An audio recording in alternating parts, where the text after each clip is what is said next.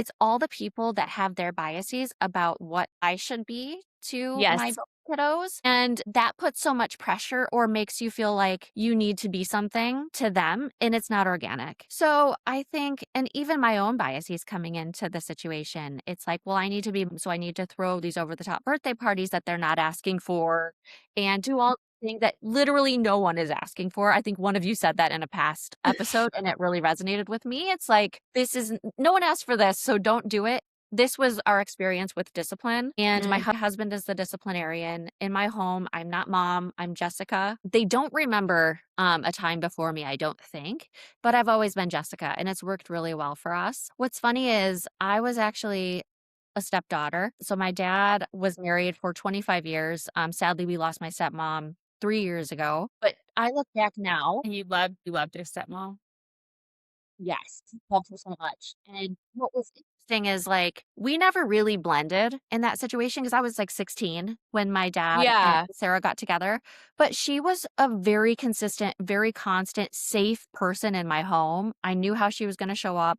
Her relationship with my dad was so lovely and safe, and that's all I needed, you know, because I wanna come see my dad, you know, and Yeah. that's what I remember now. I always bring myself back to that baseline. It's like they're not asking for me to be anything more than this consistent, safe, Mhm. loving person in the home. And my job here is to create a really nice, safe place for them to come and land 50% of the time. And for them to have a really amazing experience with their dad. And when they need me, and, you know, as our relationship continues to build and grow, then it does so organically, you know? So it's really nice that I have an experience of being a stepdaughter to know, and I've learned, right, that I can retreat back to this place of just stop, like, take the pressure off and Mhm. just be yourself and be here, you know, because it's when I try to lean in too much and create these experiences that it's awkward, you know? Well, and then it's like you become resentful, right? At least in my experience, sometimes it's like I overfunction. I throw the parties and I'm like, even for my bio son, like Alyssa knows, like, I'm not a birthday party person. I'm not a Pinterest person.